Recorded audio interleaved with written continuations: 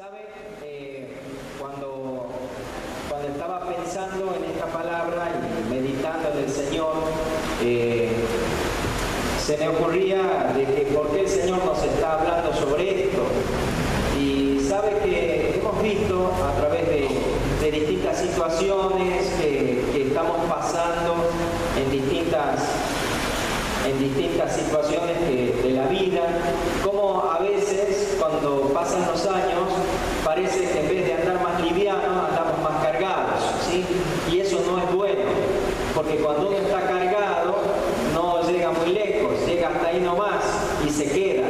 Así que yo quiero invitarle en esta noche a que usted pueda pensar en esta carrera de la vida en la que estamos, cómo estamos corriendo, ¿sí? ¿Está corriendo bien o está corriendo despacito? ¿Está corriendo en el poder del Espíritu de Dios o está corriendo en su propio espíritu? Yo creo que cuando hablamos de carrera uno se imagina, o al menos yo me imagino, a una persona corriendo, o sea, un atleta. Y ustedes tienen una idea de un atleta, ¿sí? Se imaginan a un atleta que está corriendo en una pista, ¿sí? Usted se lo imagina con unas botas de cuero, de esas tipo tecanas, corriendo. ¿Se lo imagina así? ¿Verdad que no? Con unos borceguíes, así tipo militar, ¿qué le parece? Mucho menos, ¿verdad? Tampoco se lo imagina con un tremendo camperón corriendo en una pista, ni mucho menos con su hijo en los hombros o con su esposa en los brazos.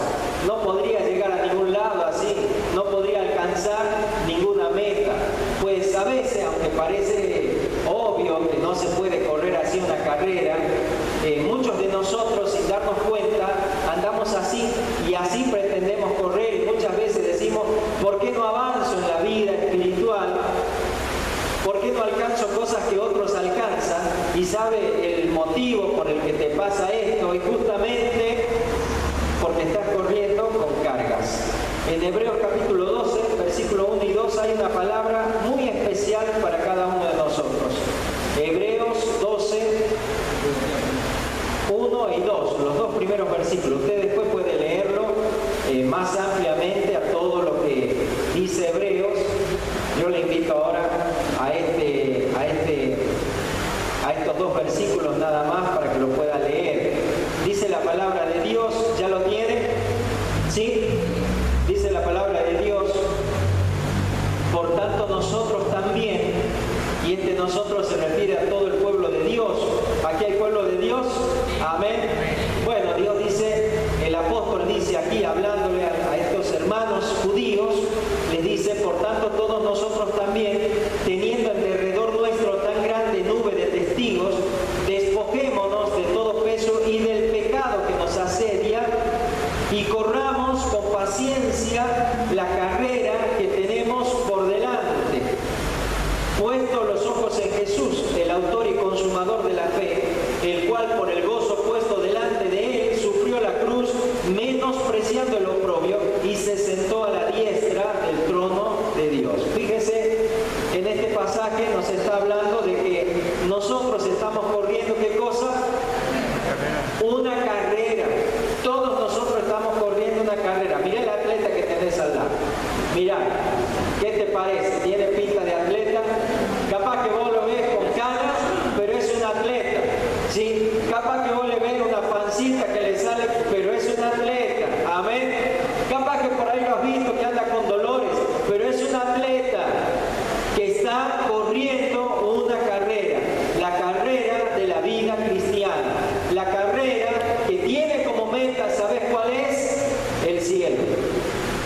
El cielo. Decí conmigo cielo. Decilo de nuevo. A ver, decilo otra vez. ¿Qué te imaginas cuando decís cielo? Ese es el problema. Que muchos de nosotros ni idea tenemos de cielo.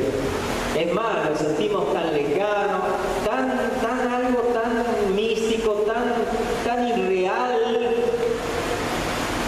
Lamentablemente, así no se puede correr. Cuando uno no tiene conciencia de cielo, ¿para qué correr? ¿Me está entendiendo?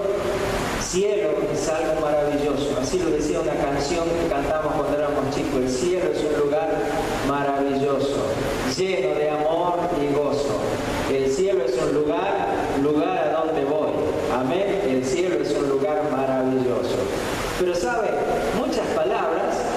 pero pocas experiencias del cielo. Dios nos ha hablado mucho acerca del cielo, es más, llama al ambiente donde el Espíritu de Dios se mueve, donde la iglesia se encuentra, los lugares celestiales, esos ambientes donde ocurren milagros, donde pasan cosas que no pasan en otros lados, ¿me está entendiendo? Y esos son pedacitos, por decirlo así, pedacitos del cielo. Imagínese aquellos momentos hermosos que usted tuvo en la presencia de Dios, aquellos momentos donde usted se dio cuenta de cosas que antes no se daba cuenta. Pues sabe que el cielo es, pero muchísimo, muchísimo más que eso. Es un lugar maravilloso de poder, de amor de Dios. El cielo es un lugar, a veces uno se imagina un lugar medio aburrido, donde hay angelitos con las arpas, y la verdad a mí no me gusta mucho las arpas, menos esas liras que no me imagino eso que sea bonito. Pues ese es invento humano. Cuando usted lee Apocalipsis, usted se va a dar cuenta que el cielo es un lugar donde se trabaja, donde se alaba a Dios, pero donde se hace la voluntad de Dios. Cielo es el lugar de gobierno, en donde están pasando cosas que Dios mismo está controlando, que Dios mismo está estableciendo, donde hay ángeles, donde hay seres vivientes que acuden al mandato de Dios, que hacen la voluntad de Dios. El cielo es un lugar precioso, es un lugar donde no va a haber más muerte, donde no va a haber más dolor, donde vamos a vivir en la eternidad de Dios, donde vamos a haber realizado todas las cosas maravillosas, mucho más de lo que nosotros nos imaginábamos. El cielo es un lugar donde vamos a alcanzar todos nosotros, seres humanos, tan pequeños, tan despreciables por otros seres vivientes, pero vamos a alcanzar cosas que ni nos imaginábamos que alcanzaríamos. Dios ha diseñado el cielo para nosotros también, no solo para los ángeles. Amén. El cielo es un lugar, dice la palabra de Dios en Apocalipsis, que debajo del trono de Dios, allí están aquellos que ya han partido descansando, aquellos que clamaban y decían, Señor, haznos justicia, aquellos que habían muerto por causa del enemigo. Pero allí el Señor les manda y les dice, todavía un poco más. Y los vistió de vestiduras blancas. Todo eso está en Apocalipsis, léalo. Aprenda lo que es el cielo, porque si usted como hijo de Dios no sabe lo que es el cielo, no conoce la meta. Y si usted no sabe cuál es la meta que tiene, pues ¿cómo va a correr una carrera? ¿Me está comprendiendo, sí o no? Usted se imagina que de pronto nos ponemos todo para correr y vamos avanzando. Decimos, bueno, vamos a llegar a Tucumán corriendo. Bueno, medio mucho. Digamos hasta la rotonda, ¿sí? Y empezamos a querer correr y varios empiezan a correr para el norte. Nos reiríamos, ¿verdad? Por para allá no queda la rotonda, ¿no es cierto? Pues así estamos haciendo. ¿Sabe? El cielo es el lugar al que usted tiene que anhelar. Tiene que saber que Dios lo ha diseñado para usted. Jesucristo dijo, si yo me fuere, volveré otra vez, para que donde yo esté, ustedes también estén. En la casa de mi Padre muchas casas hay. Voy pues a preparar casa para ustedes. ¿Cómo será su casa? ¿Cómo será el lugar donde usted estará? ¿Sabe que nos vamos a conocer, nos vamos a encontrar? Allí en medio de tanta gente de distintos colores, de distintos tamaños, de distintas épocas, porque no solo vamos a ser de diferentes razas, vamos a ser de diferentes épocas. No sé cómo vamos a estar vestidos, van a haber viejitos, van a haber jóvenes, van a haber niños, vamos a ver de todo y en medio de esa gente, de pronto nos vamos a encontrar, nos vamos a abrazar. Qué lindo hemos llegado. Vamos a encontrar a aquella gente que nos ha precedido. Vamos a encontrarnos con aquellos siervos de Dios, con aquel varón precioso que fue el primer mártir del cristianismo. ¿Cuál fue? Esteban, ¿se acuerdan? Esteban sufrió por Jesucristo. ¿Sabe? Vamos a encontrarnos con esa gente, con el apóstol Pablo, con Pedro. Vamos a encontrarnos con aquella mujer, ¿se acuerda? Que quebró el vaso de alabastro y lloró delante de Jesús, con Lázaro, con María, con Marta, con todos los discípulos de Jesús, con la mamá de Jesús, con María. ¿Cuántas bendiciones vamos a tener allí en los cielos? Pero si usted no toma conciencia de lo que es el cielo, usted se está perdiendo la posibilidad de correr una buena carrera hacia el cielo. ¿Me está comprendiendo? ¿Sí o no? Entonces, por eso dice Hebreos, por tanto nosotros también, teniendo en derredor tan grande nube de testigos, ¿a qué se refiere esto? Grande nube de testigos, pues a todas las personas que ya nos han precedido, que ya han llegado a la meta, que ya están con el Señor en el cielo, gente que sufrió, que pasó por distintas situaciones, pero que dio respuestas a través de la fe en Dios. Gente que nos precedió. Dice la palabra de Dios que esta gente está como una gran nube alrededor de nosotros. Así que cuando usted está caminando en esta vida, usted no anda solo. Usted anda y alrededor de usted hay una nube de personas que ya no están aquí en la tierra, pero que son como una nube alrededor de nosotros, que están dejándonos una serie de cosas, de ejemplos y de palabras que muchas veces te han levantado, a veces a través de una canción, a veces a través de la palabra de un amigo, de un hermano, que nos alientan a levantarnos y a poder seguir corriendo hacia adelante. Aquí nos habla de una nube de testigos, de esta gente que ya nos precedió, esta gente que de alguna manera son como una grada alrededor de nosotros, ¿sí? Como una gran tribuna en donde podemos ver escritas palabras que le escribieron ellos con el ejemplo de sus vidas, que nos dicen: se puede, no te detengas, sí lo vas a lograr, esfuérzate, confía en el Señor un poco más, sí te va a responder el Señor, sí se van a abrir las puertas, no estás solo, hay un gigante al lado tuyo. Tantas frases alentadoras que parece que brotan de ahí de alrededor de esa gente que ya nos precedió. Cuando uno ve la vida de esta gente que nos precedió, si vamos al comienzo en Génesis y vemos a Abel, aquel muchachito que tuvo una corta vida porque su hermano lo mató, lo asesinó, pero era un muchacho que tenía un corazón para Dios, un muchacho que quería agradar a Dios, Abel. Y es uno de los primeros que nombra en el capítulo 11 de Hebreos. Abel, por la fe, alcanzó la gracia de Dios. Y hoy Abel terminó la carrera y está en los cielos. Amén. Y si hablamos de Enoc, ¿ustedes saben quién fue Enoc? ¿Sabe cuántos años vivió Enoc? 365 años, así como son los días del año, pero él vivió en años, 365.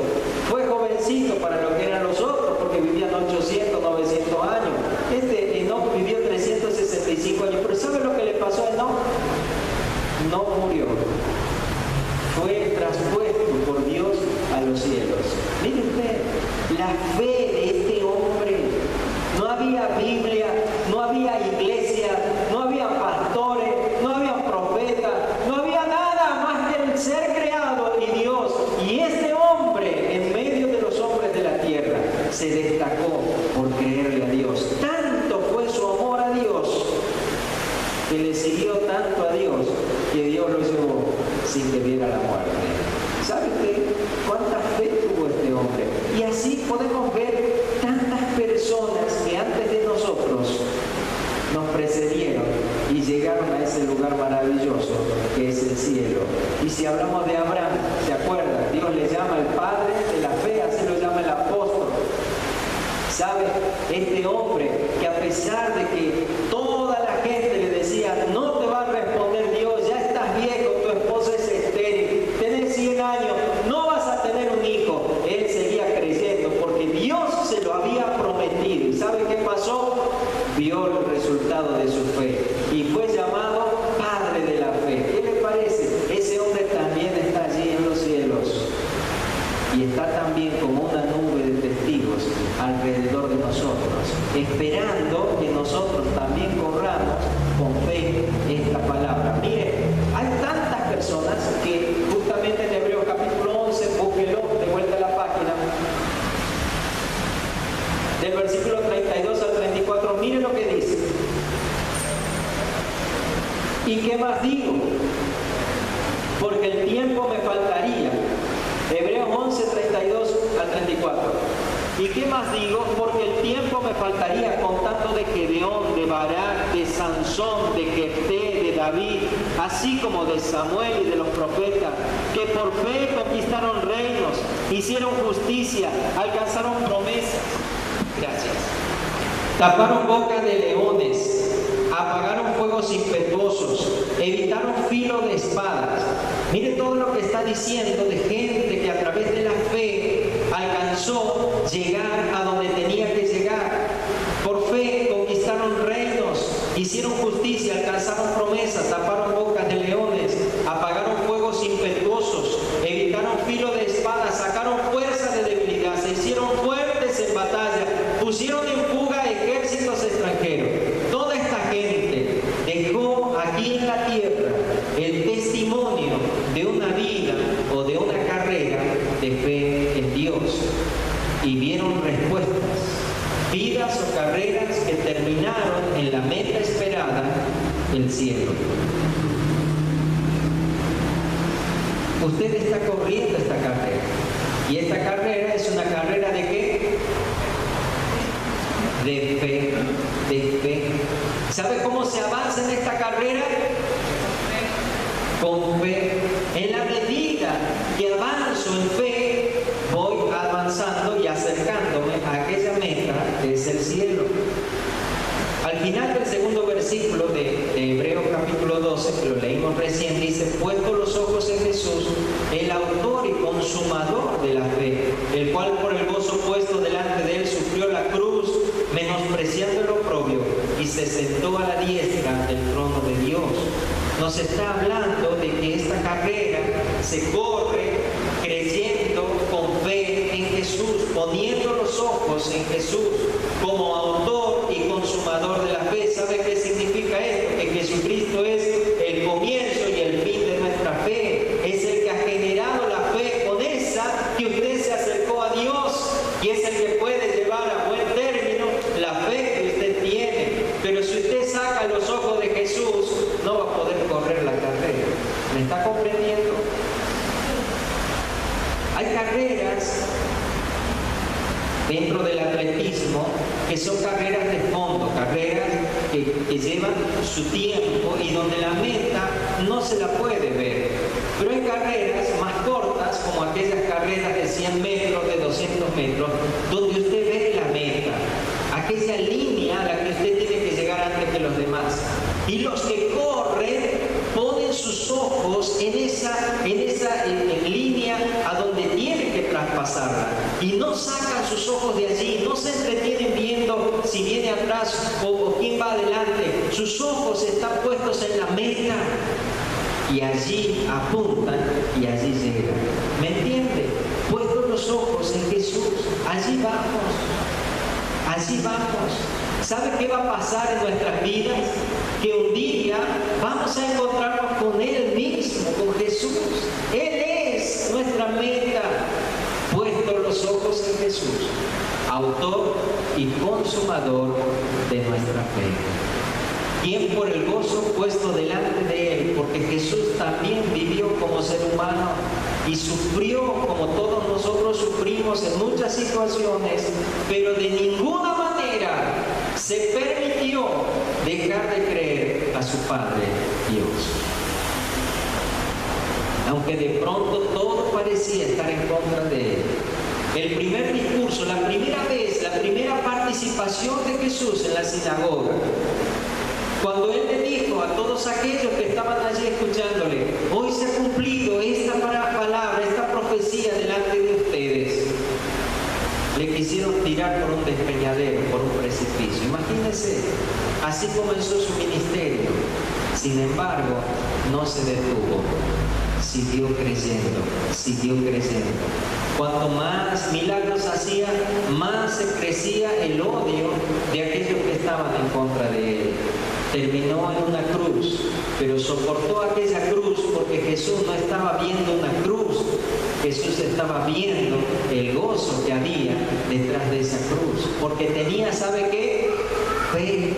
Sabía que tenía que pasar por esa cruz, pero que esa vida que un día había dejado la volvería a tomar y sería glorificado nuevamente a la diestra del Padre.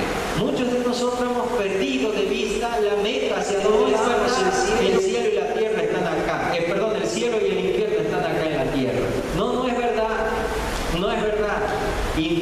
un lugar de tormento que usted ni se imagina. Y aquel que piensa que está en el infierno, pues no sabe lo que es el infierno entonces. Porque infierno es un lugar donde no va a estar reinando con Satanás, donde hasta Satanás va a sufrir. ¿Me está entendiendo? No es un lugar donde Satanás es el rey y está haciendo fiesta. No, Señor. Es un lugar donde va a estar gimiendo aquel que está procurando destruir la humanidad. No es un lugar hermoso.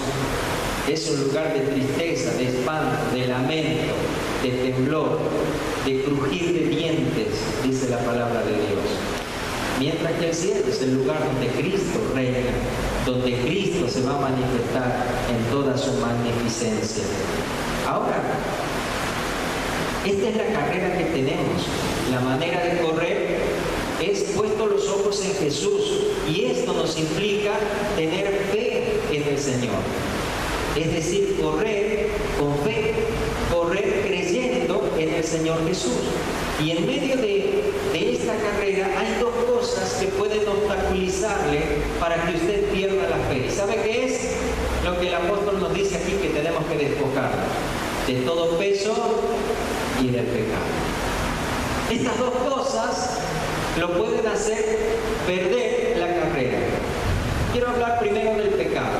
El pecado es algo que está entre nosotros. Fíjese, no dice los pecados, sino habla del pecado como si fuese una persona. Porque es algo que está muy entre nosotros, y sin darnos cuenta, el pecado lo que hace es quitarnos la fe. Es hacernos perder la posibilidad de alcanzar el reino de Dios. Mire, quisiera que usted preste atención a lo que dice 1 Corintios capítulo 6, versículo 9 en adelante. Yo se lo leo para que podamos ir avanzando. ¿No sabéis que los injustos no heredarán el reino de Dios? No erréis, ni los fornicarios, ni los idólatras, ni los adúlteros, ni los afeminados, ni los que se echan con varones, ni los ladrones, ni los avaros, ni los borrachos, ni los maldicientes, ni los estafadores heredarán el reino de Dios. Y esto erais algunos, mas ya habéis sido lavados, ya habéis sido santificados, ya habéis sido justificados en el nombre del Señor Jesús y por el Espíritu de nuestro Dios. Una señal clara de lo lejos que se encuentra la humanidad de Dios es el pecado. El pecado siempre ha sido generado por el diablo. Aquel que sabe que va a terminar en medio de dolor y de angustia. Aquel que sabe que los días que pasan lo van acercando a su tormento. Pero Él genera el pecado para que juntamente con Él sufran muchos seres humanos.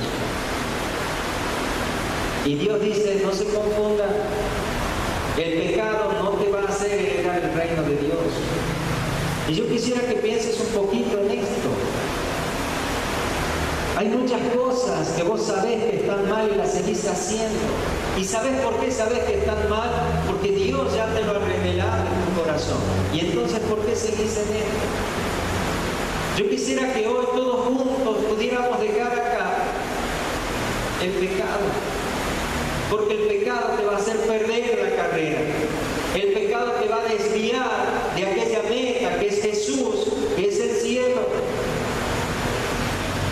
¿Y cómo hago con el pecado? Mire lo que dice 1 de Juan, capítulo 5 al 10. 1, 5 al 10 de 1 de Juan. Este es el mensaje, dice, que hemos oído de Él, de Dios, que os anunciamos.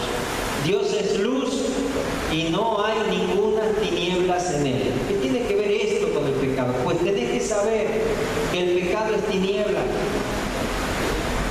El pecado no viene de Dios, viene del diablo.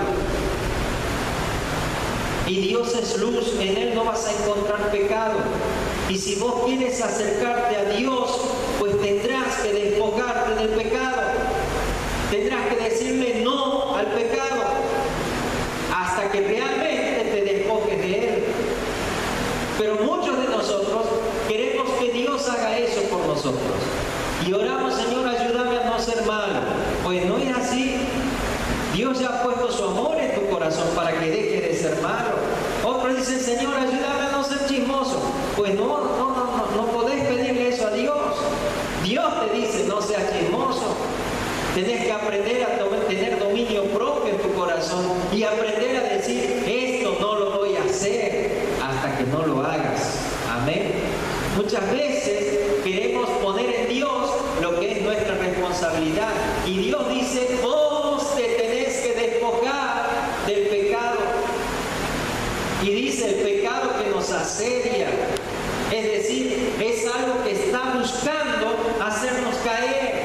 Pues si ya lo sabes, ¿cuándo vas a empezar a despojarte del pecado? Despojarse es sacar, desechar voluntariamente algo que está en nosotros. ¿Cuándo vas a dejar lo malo? ¿Cuándo vas a empezar a enfrentar la realidad de que el maltrato, de que los malos pensamientos, de que no darle lugar a Dios en tu vida, de que el tener un pie en un lado en Dios y otro pie en el mundo es pecado también, de tantas cosas cotidianas que son pecado? Y hermano precioso, querido, al cielo llegan los que están en luz, no los que están en tinieblas. ¿Me está entendiendo? Miren lo que sigue diciendo. Si decimos que tenemos comunión con Él, versículo 6, primera de Juan 1. Si decimos que tenemos comunión con Él y andamos en tinieblas, mentimos y no practicamos la verdad. Pero si andamos en luz, como Él está en luz, tenemos comunión unos con otros, y la sangre de Jesucristo, su Hijo, nos limpia de todo pecado. Miren lo que está hablando acá, de la comunión. Iglesia no es de una persona, es de más de una persona, es de la comunión. Y no solo entre nosotros, sino entre todos los hermanos.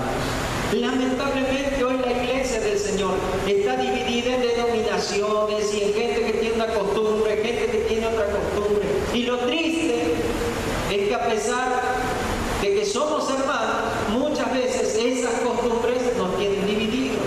Y eso es pecado dentro de la iglesia. Pero dentro de nosotros tenemos que aprender a tener comunión unos con otros, porque en la comunión hay una bendición. La sangre del Señor Jesucristo nos limpia de todo pecado. No importa cuál haya sido tu experiencia, tu situación con las denominaciones o con una congregación, lo importante aquí es que aprendas a tener comunión, porque somos hermanos. En el cielo no vamos a estar divididos, los bautistas por un lado, los pentecostales por otro, los libres por otro. No, Señor, vamos a estar todos juntos. Por eso al cielo llegamos si estamos en luz. ¿Me está entendiendo? Y en esa comunión, ¿sí? Por más que no te quieran, amarlos, orar, bendecir sus vidas, ¿sí? Porque eso va a traer la bendición de que la sangre del Señor Jesucristo nos limpia de todo pecado. Y dice así: si decimos que no tenemos pecado, nos engañamos a nosotros mismos y la verdad no está en nosotros. Si confesamos nuestros pecados, y aquí está la solución, Él es fiel y justo para perdonar nuestros pecados y limpiarnos de toda maldad. ¿Qué es confesar un pecado? Muchas veces la confesión del pecado la hemos relacionado con lo que la religión oficial de nuestro país ha enseñado, que es el ir a un cuartito donde uno dice, Padre, el pecado, y entonces le dicen, ¿y qué has pecado? Y uno cuenta todo, ¿verdad? Pues confesión del pecado no ha sido así. Confesar el pecado es confesar el pecado, es decirle al Señor, Señor, he pecado.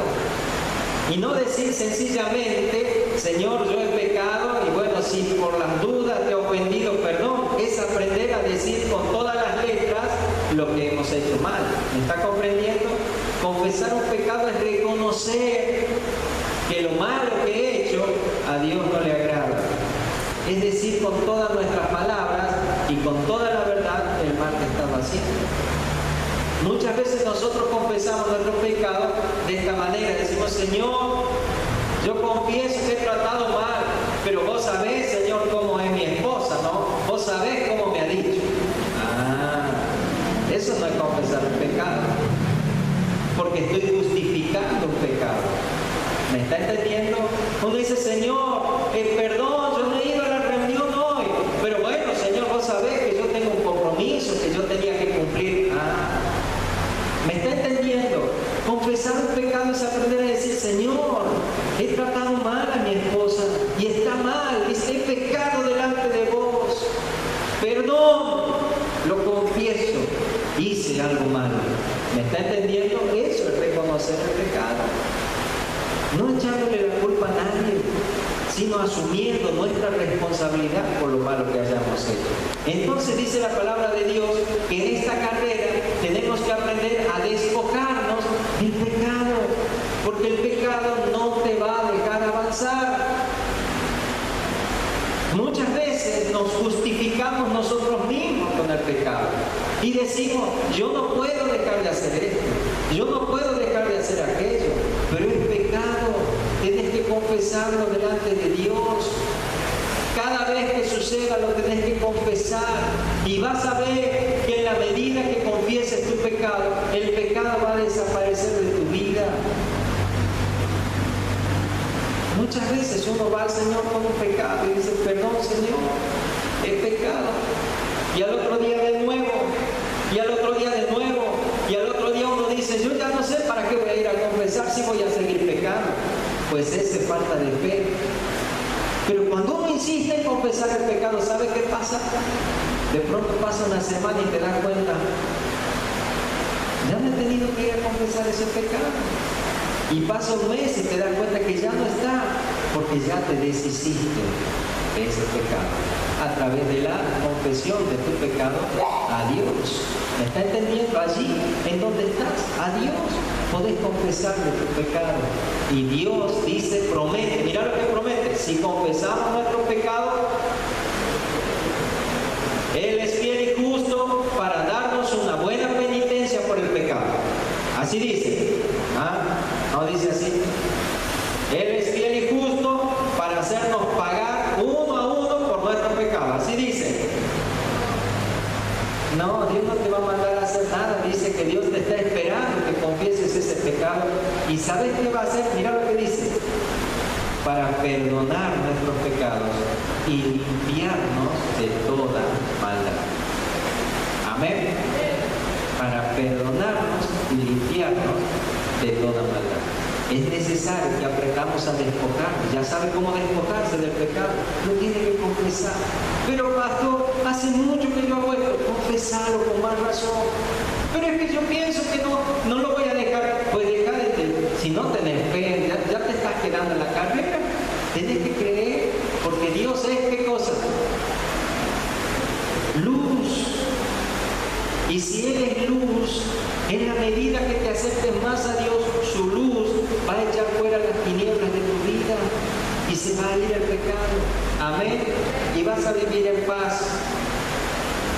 Pero también dice la palabra de Dios que nos despojemos de todo peso que nos está deteniendo en esta carrera de la vida. El Salmo 55, 22 dice lo siguiente, yo se los leo para que podamos avanzar. Echa sobre Jehová tu carga y Él te sustentará. No dejará para siempre caído al justo. Las cargas también nos sacan de la fe. La palabra de Dios dice a través del apóstol Pablo: por nada estéis, ¿qué cosa? Afanosos, cargados. Por nada estéis afanosos.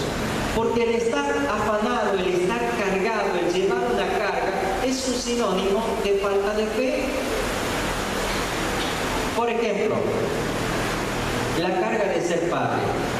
Es una carga linda, ¿verdad? Una bendición ser papá. Pero cuando empezamos a afligirnos tanto por los hijos, Y ya estamos viendo qué difícil va a ser para nuestros hijos. Y ya empezamos a detenernos porque pensamos como si Dios no fuera Dios dentro de 5, dentro de 10 o dentro de 20 años. Tiene el poder para ayudar también a los que vienen después de nosotros. Amén. Cuando yo me dejo afanar por estas cosas, pues entonces estoy cayéndome de la fe. Por eso dice el apóstol, por nada estéis afanosos, por nada estéis preocupados, por nada estéis cargados. Las situaciones económicas que vivimos, las situaciones sociales que se viven hoy en día, las situaciones laborales que se viven hoy en día, no deben detenernos, no deben hacernos caer de la fe. ¿Saben? En el reino de Dios, la bendición viene de Dios, no de un gobierno, viene de Dios, porque Él es nuestro gobierno. Amén. En los tiempos más difíciles de Argentina, Dios siempre hizo prosperar a su pueblo. Y hay testimonio de muchas congregaciones que en medio de las crisis más grandes del país, ellos estaban construyendo un templo para el Señor. Porque de Él viene toda bendición y toda gracia. Gente querida, todos juntos estamos en esta carrera, corriendo. Hay una nube de gente que ya alcanzó la meta, que a través de su ejemplo de vida nos dice si se puede llegar. No pierdas la fe. Amén. Ahora nosotros tenemos que seguir corriendo, pero para seguir corriendo tenemos que desechar de nosotros los pesos, las cargas y el pecado. Porque sin carga se llega más lejos. Amén. Sin carga vamos a alcanzar lo que Dios quiere. Y el pecado es una carga muy fuerte que tenemos que aprender a reconocerla delante de Dios. Y las preocupaciones y las aflicciones también son cargas que no nos dejan vivir en la fe que debemos tener. Yo quiero invitarle a que se ponga de pie en esta